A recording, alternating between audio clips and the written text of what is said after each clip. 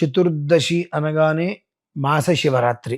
ఉమ్. 11 మాస శివరాత్రులు వెళితే 12ది మహాశివరాత్రి వస్తుంది. మహాశివరాత్రికి సమానమైనటువంటి పర్వదినం ఏదైనా ఉన్నది అంటే అది కార్తీక మాసంలో వచ్చేటువంటి మాస శివరాత్రి అమావాస్యకి ముందు రోజు విశేషమైనటువంటిది. అయితే మీరు ఈ మాస శివరాత్రి రోజు నాడు ఏమి చెయ్యాలి? మహాలింగార్చన అత్యంత శ్రేయోదాయకం.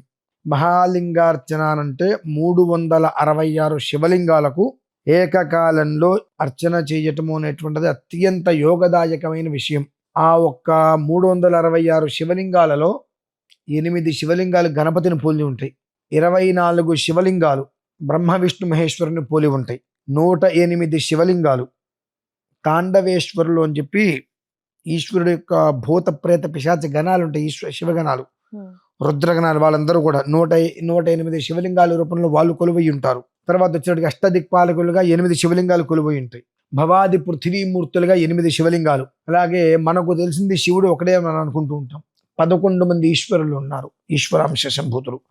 వాళ్ళు 11 శివలింగాలు ఒకదో ఉంటాయి. తర్వాత సద్యోజాత వామదేవ అఘోర తత్పురుష ఈశానహ అని అంటారు. పంచముఖ ఈశ్వరుడు అంటారు. మనకు నేపాల్ పశుపతినాథ్ అంటారు, నేపాల్లో ఉంటారు. ఆ పంచముఖ పరమేశ్వరుడు 25 శివలింగాల రూపంలో ఉంటారు. ఇవన్నీ ఒక ఎత్తు అయితే అమ్మవారు పార్శ్వదళములు అంటారు. 4 పార్శ్వములు అమ్మవారు మొత్తము కూడా 35 శతలింగం 135 శివలింగాలలో అమ్మవారు కొలువై ఉంటారు.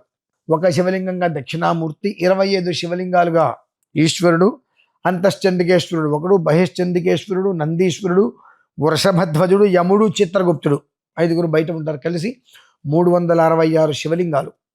ఈ 366 శివలింగాలకు ప్రతి మాస శివరాత్రి ఖచ్చితంగా చేసి తీరవలసిందే. ఏ కారణం చేతనైనా ప్రతి నెల మాస శివరాత్రికి మాకు కుదరలేదు అని అంటే కార్తీక మాసంలో వచ్చేటువంటిది మాస శివరాత్రి.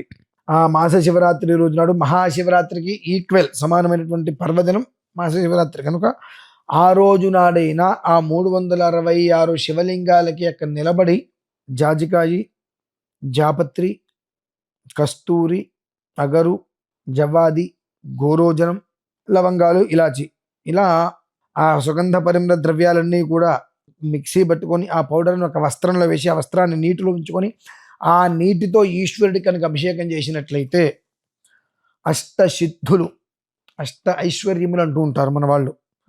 ఆ ఐశ్వర్యములు 8 ఏవైతే చెప్పబడి ఉన్నాయో అవన్నీ కూడా మన ఇంట్లో స్థిరమై ఉంటాయండి.